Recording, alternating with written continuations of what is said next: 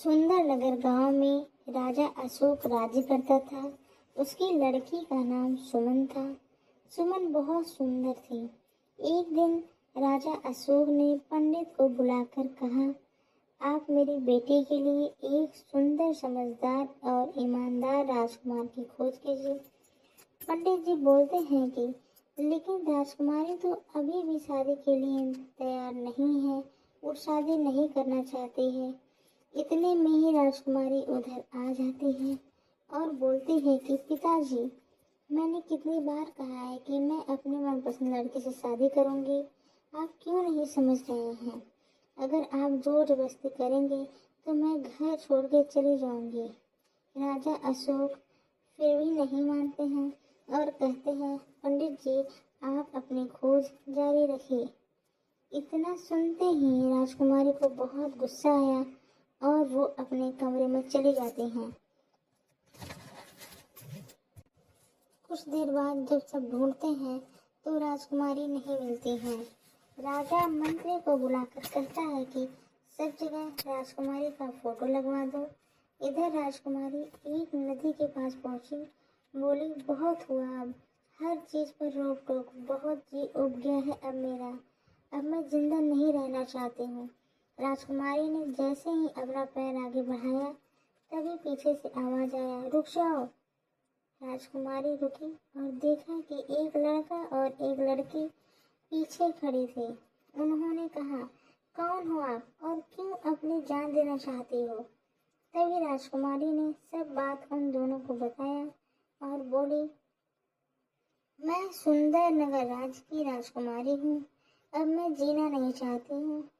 लड़के और लड़की ने उसे बहुत समझाया और अपने साथ ले गए। वे दोनों एक छोटे से घर में रहते थे। वे दोनों भाई बहन थे। उनका नाम रजनी और संजय था। उनके साथ एक बड़ा भाई भी रहता था। जब शाम को उनका बड़ा भाई रवि खेत से वापस आता है तो राजकुमारी को देखकर पूछता है, ये कौन है? रजनी बोलती है, ये मेरी सहेली है। आज से कुछ दिन तक ये हम लोगों के साथ ही रहेगी। फिर चारों लोग मिलजुल कर रहने लगे। चारों साथ में घूमते, घर का काम करते, साथ साथ सोते और साथ साथ खाना खाते थे। रवि को राजकुमारी से प्यार हो गया, लेकिन वो कह नहीं पा रहा था। एक दिन जब रवि खेत में काम कर रहा था तभी राजकुमारी वहां जाती है और कहती है, मैं तुम्हें बहुत पसंद करती हूँ, क्या तुम मुझसे शादी करोगे? रवि ने किसी कारणवश मना कर दिया। तभी एक सेनापति ने राजकुमारी को देख लिया और जाकर राजा से बता दिया। राजा मंत्री को लेकर उनके घर पहुंच जाते हैं और पूछते हैं, राजकुमारी कहाँ है? उस समय राजकुमारी बाहर बगीचे में टहलने गई हुई थी और रवि को नहीं पता था कि सुमन एक राजकुमारी है। रवि ने कहा, मैं किसी राजकुमारी को नहीं जानता हूँ।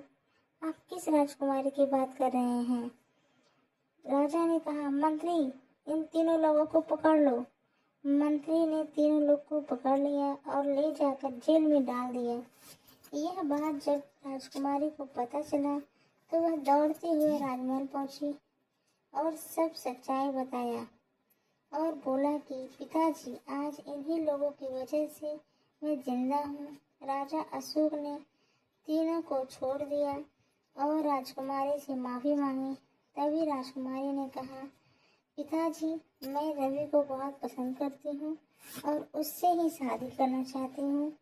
राजा ने खुशी खुशी हाँ कर दी और उन लोगों की शादी हो गई। सब मिलजुल कर रहने लगे।